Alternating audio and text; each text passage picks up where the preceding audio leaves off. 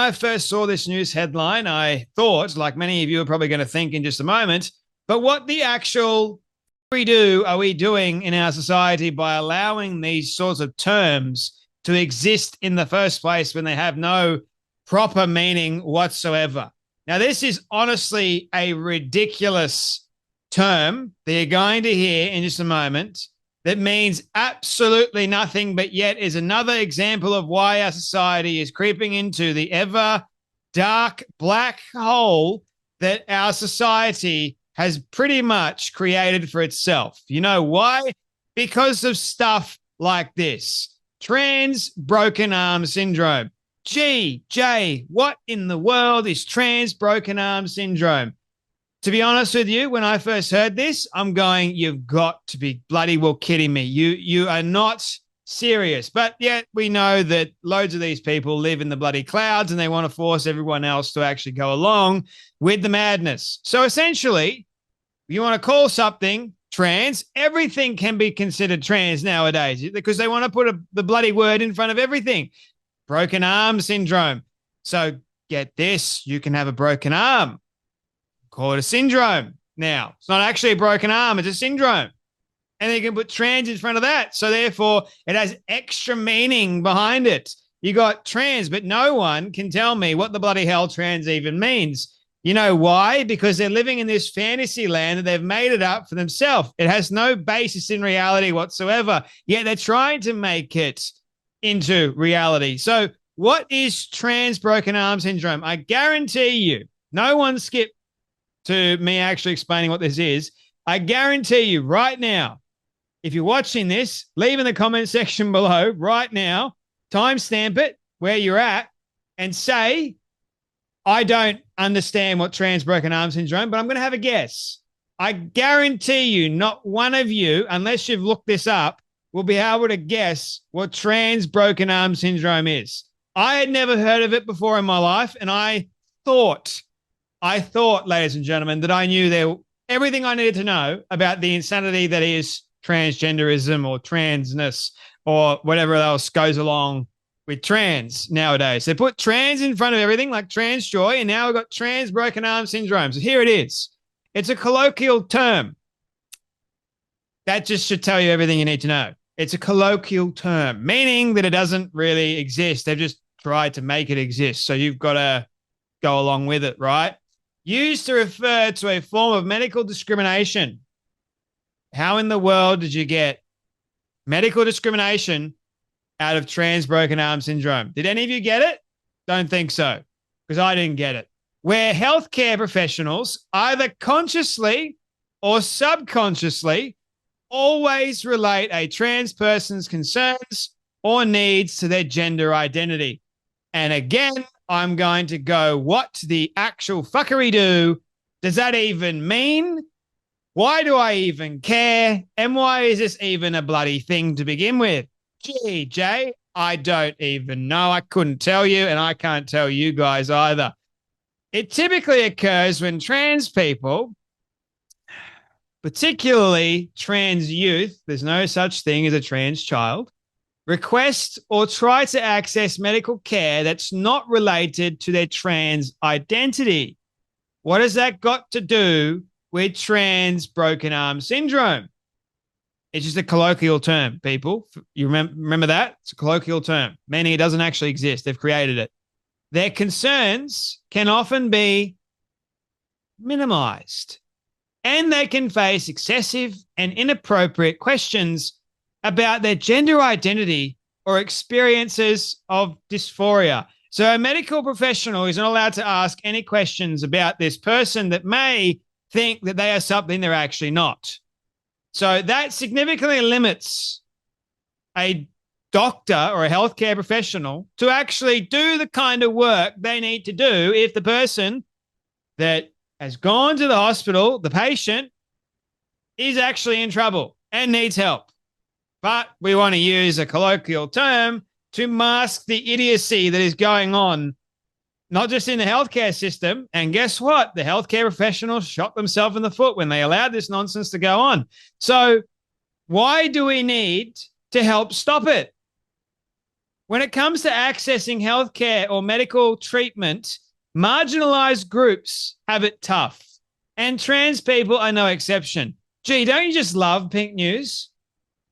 The actual dingbatteriness and the insanity that goes on with their kind of language is next level. It's actually profound at how dumb it actually is. Like, these people sat at a computer and wrote this nonsense. Like, yes, let's go into a fictional thing and then try and make it into reality. Let's force this down everyone's throats, ladies and gentlemen. Let's go with that. Accessing vital and life-saving medical treatment such as hormone replacement therapy, HRT, or puberty blockers can range from incredibly difficult to downright impossible, especially in the UK right now. Given notoriously long wait times for first appointments at NHS, gender clinics, or the indefinite blanket ban on puberty blockers for trans under 18s. Oh, dear. So they've used this colloquial term that can be conscious, so you can see it somewhat, or subconsciously, something you can't actually see, but they've felt it somehow. So they can go, hey, this medical doctor is causing me trans broken arm syndrome. What has a broken arm got to do with an actual syndrome? You can't have a broken arm and call that a syndrome. It's just a broken arm, but let's put trans in front of it. Oh, but Jay, it's a colloquial term. We're just being creative. I can say one thing for sure about the trans community. They are bloody creative. Very, very much so creative people. Because only people living in the clouds, as it were, could come up with this kind of nonsense that even I find it difficult to actually explain or even understand. Yes, I still don't understand it, but I can kind of see what they want to create out of the trans stuff.